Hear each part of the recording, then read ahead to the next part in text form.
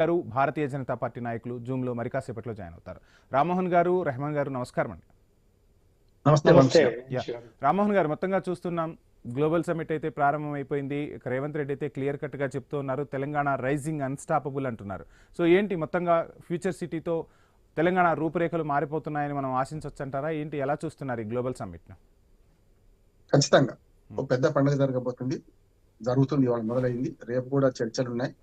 రేపు సాయంత్రానికి కొంత రిజల్ట్ వస్తుంది. ఎప్పుడైనా కూడా ఒక చిన్న సామెత చెప్తాను, తెలుగులో ఉంటుంది. ఒక కోడలు అత్తను అడిగిందట, ఏమని అంటే, అత్త నేను కొడుకును గంట అన్నదట. కూతురు కూడా అనాలి. కానీ కొడుకును కన్నా కూతురుని కన్నా కూడా అత్త అయితే భ్రష్టు అత్త ఎవరు ఉండదు కదా, వద్దనైతే అన్నది కదా. మనం కూడా ఈ సబ్మిట్ ని ఆహ్వానిద్దాం.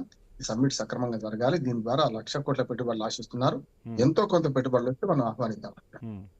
అట్లాగే కళలు కనండి, దాన్ని సాకారం చేసుకోండి అని అబ్దుల్ కలాం గారు ఎన్నోడు అన్నారు. కానీ కళలకు కూడా ఒక హద్దు ఉండాలంట. కళలు కనడానికి అంటే, ఇప్పుడు రాయమన్ గారు నేనైతే ఏ పార్టీకి చెందిన వాళ్ళం కాదు కనుక నేనేమంటున్నానంటే, కొన్ని కళలు అత్యాశ పెట్టి ఆకాశాన్ని నిచ్చెన పెడితే మనం అడ్డం పెడతాం.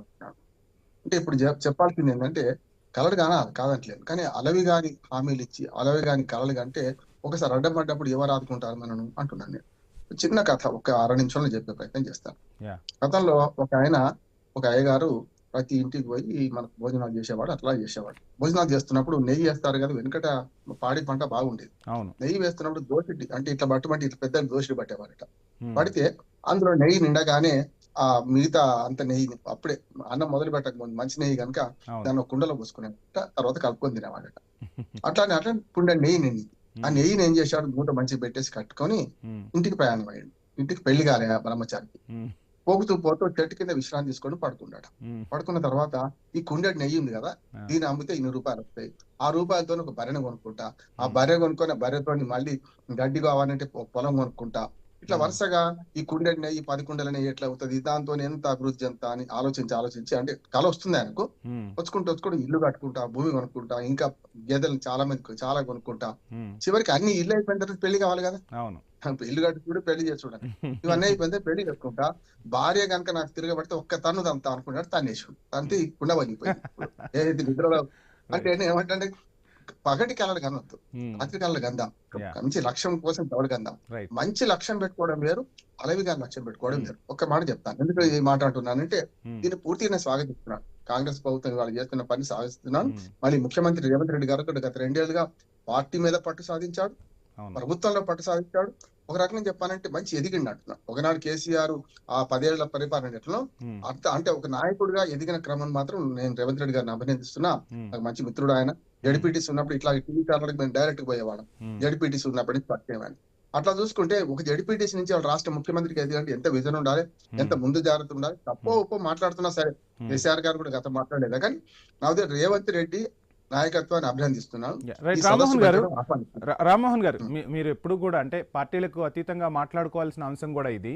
తెలంగాణలో ఎవరు రానివ్వండి, అంటే పోరాడి సాధించుకున్నాం తెలంగాణని. నిజంగా ఈరోజు తెలంగాణలో ఒక గ్లోబల్ సమ్మిట్ జరుగుతుంది. ప్రపంచం అంతా కూడా ఈరోజు తెలంగాణ వైపు చూస్తుంది, చర్చించుకుంటున్న పరిస్థితులు కూడా కనిపిస్తూ ఉన్నాయి. సో అంటే ఒక రకంగా రాష్ట్రం సాధించుకున్నామనే కాదు, ఏ నాయకుడు ఉన్నా కానీ ఇటువంటి అభివృద్ధులు కొనసాగాలి అనేది సుస్పష్టంగా తెలుస్తుంది. ఏమంటారు? ఖచ్చితంగా అభివృద్ధి శాశ్వతం, ప్రభుత్వాలు శాశ్వతం, పార్టీలు శాశ్వతం కాదు. 9 ఏళ్ళు ఆయన ఉన్నారు, 9.5 ఏళ్ళు, ఇప్పుడు 2 ఏళ్ళు అయింది. వచ్చే 10 ఏళ్ళు నాదే అనుకుంటే మాత్రం కరెక్ట్ కాదు. ఏమంటే ప్రజలు నిర్ణయిస్తారు. వచ్చే 10 ఏళ్ళు 3 ఏళ్ళు అయితే గ్యారంటీ రేవంత్ రెడ్డి గారిది. రేపొద్దున కాంగ్రెస్ ప్రభుత్వం తాను సుస్థిరంగా ఉన్నాడు, నాయకత్వం ఎదిగింది. కానీ ఇక్కడికి వచ్చే కల్లా నేను కొంచెం అలవిగా ఎందుకు ఆ పగటి కాల సమేతంగా కథ ఎందుకు చెప్పానంటే, ఒక ఆర్థికంగా నేను ఎకనామిక్ స్టూడెంట్, 2 యుక్తాలు చెప్తాను. ఇప్పుడు ఎక్కడున్నాం అంటే ఎక్కడికి పోనో తెలుస్తుంది. మనం ఎక్కడున్నామో తెలుసుకుంటే ఎక్కడికి పోనో తెలుస్తుంది. ఎక్కడున్నా మనము మన ఆర్థిక స్థితిగతులు ఎట్లా చూసుకుంటే 18 లక్షల కోట్ల ఆదాయం మొత్తం అంతా మన జీడిపి అంతే మొత్తం మన తెలంగాణకి 18 లక్షల కోట్లు. అంటే 1 ట్రిలియన్కు 5 వంతుల, అంటే మనకు లక్ష్యం పెట్టుకున్నాం. 1 ట్రిలియన్ లక్ష్యం ఏమో 2034 నాటికి 9 సంవత్సరాల తర్వాత 3 ట్రిలియన్ లక్ష్యం 2047. మోడీ గారు 2047 అంటున్నాడు, చంద్రబాబు నాయుడు అదే అంటున్నారు, ఈయన అదే అంటున్నారు. కాదంటే లక్ష్యం పెట్టుకోవాలి, ఘనమైన లక్ష్యం ఉండాలి కాదంటే. కానీ లక్ష్యాన్ని సాధించడానికి మనం ఎక్కడున్నో తెలుసుకోవాలి కదా అంటున్నాడు. ఇప్పుడు హైదరాబాద్ కౌలిగూడ బస్ స్టాండ్ ఉన్నాం, కరీంనగర్ లో ఉన్నావా, ఎక్కడికి పోవాలంటే ఆ బస్సు ఎక్కుతాం మనం. ఇక్కడ కూడా అంతే, ఇవాళ మన ఆర్థిక స్థితి ఏంటంటే ఇప్పుడున్నది 18 లక్షల కోట్ల రూపాయలు, అక్షరాలు చెప్తున్నాను 18 లక్షల కోట్ల రూపాయలు. 1 ట్రిలియన్ అంటే 90 లక్షల కోట్ల రూపాయలు, 3 ట్రిలియన్ అంటే 270 లక్షల కోట్ల రూపాయలు. అవును. మనదేమో 18 లక్షల కోట్లు. ఉమ్. అట్లానే మన బొంబాయి, మన మహారాష్ట్ర ఉంది, మహారాష్ట్ర ఆర్థిక రాజధాని, యా, దేశానికి దేశానికి ఒక దేశానికి ఆర్థిక రాజధాని. అవును 54 లక్షల కోట్లు ఇవాళ ఉన్నది 54, అంటే మనకంటే 3 ఇంతలు ఎక్కువ ఉన్నది. అవును. అంతే కదా. మూడోది మన దేశం జీడిపి అన్ని చూస్తుంటే మనకు ఆశ చూసుకుంటే 4.5 ట్రిలియన్లు. డ్రైవర్ గారు నాకన్నా బాగా తెలుస్తుంది ఏమంటే అంటే 4.5 ట్రిలియన్లు. 4.5 ట్రిలియన్లు అంటే ఏంది, మహా అంటే 400 లక్షల కోట్లు, అంతే కదా. అట్లా చూసుకుంటే మన దేశం జీడిపి ఇవాళ 4.5 ట్రిలియన్లు. మనం ఏమనుకుంటున్నాం, వచ్చే 2040 నాటికి 270 లక్షల కోట్లు అంటున్నాం. అది సాధ్యమవుతుందా?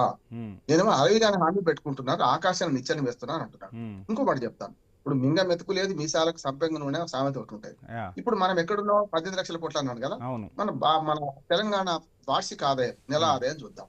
ఫస్ట్ నెల చూద్దాం ఎంత ఉంది. రేవంత్ రెడ్డి గారు మొన్న డిఏలు పెంచమంటే ఉద్యోగుల సభలో మాట్లాడుతూ నన్ను కోసినా రాదు, మీరు ఏం చేసుకున్నా నేను ఇవ్వలేను అని లెక్కలు చెప్పాడు. ప్రభుత్వ ఉద్యోగాలు జీతాలు 6,500 కోట్లు. అట్లానే మనకు ఏది అప్పులు కట్టడానికి ఇంత, మళ్ళీ సంక్షేమ పథకాలకి ఇంత, మొత్తం కలిస్తే 18,000 కోట్ల రూపాయలు ఖర్చు ఉన్నది అన్నాడు. ఆదాయం ఎంత, 18,000 కోట్లు అయిపోతున్నాయి. వచ్చే ఆదాయం 18,000 కోట్లు, మన ఖర్చు 25,000 కోట్ల రూపాయలు ఖర్చు ఉన్నది. ఇప్పుడు ఏం చేయాలి చేయాలన్నాడు కదా. అంటే 7,000 కోట్ల లోటు ఒక నెలకే. అంటే 12,084 సుమారు 85 లక్షల కోట్లు, సుమారు 1,00,000 కోట్ల లోటు. ఏది, ప్రభుత్వం నడపడానికి, రోజువారీ వ్యవహారం నడపడానికి, ఉద్యోగ జీతాలు, సంక్షేమ పథకాలు, దాంతో పాటు రోజువారీ అప్పులు ఒక్క మాట. అంటే ఇక్కడ ఏమైతుందంటే మంచి గారు, ఇది మన వాస్తవం ఇది కదా. నేను మింగ మెతుకులేదు మీకాలకు సంపాదన ఎందుకు అంటున్నానంటే, ఇది ఈ పరిస్థితి ఉంటే మరి అభివృద్ధి పనులకు పైసలు లేవు కదా మన దగ్గర. ఏం చేయాలి మనం? కనుకనే పెట్టుబడులు ఆహ్వానించాలి. 3 రంగాల్లో, వ్యవసాయ రంగం ఎంత సంపాదించినా వ్యవసాయ రంగంలో తక్కువ ఆదాయం ఉంటది కానీ కష్టమే. రెండోది ఏముంటది, పరిశ్రమలు. మూడోది సేవా రంగం బ్రహ్మాండంగా ఉంది. సేవా రంగంలో ఇప్పుడు మన హైదరాబాద్ టాప్. అన్నిటికీ లేదు, మనకు అడ్వాంటేజ్ కూడా మనకు ఉన్నది, అది వేరే చెప్తాను. మన హైదరాబాద్ నగరానికి ఉన్న అడ్వాంటేజ్ బొంబాయికి గానీ, ఢిల్లీకి గానీ, మద్రాసుకి గానీ, కలకత్తాకు లేని, బెంగళూరు లేని అడ్వాంటేజ్ మనకున్నది. ఇందులో నేను ఆహ్వానించేది ఏంటంటే 3 జోన్లు చేయడం, ప్యూరు మనకు మన ప్యూరు అని చేయడం మంచిది. ఇవాళ ఈ సభలో జరుగుతున్న రేపు సమావేశాలు పూర్తయిన తర్వాత ఒక శ్వేతపత్రం ప్రభుత్వం విడుదల చేయాలి. ఇది 2 ఏళ్ళుగా దావత్ ఏం తెచ్చాం, పరిశ్రమలకు ఏమొస్తే చేస్తే బాగుంటది. దీనైతే నేను ఆహ్వానిస్తున్నాను. మనకు తెలంగాణ అభివృద్ధి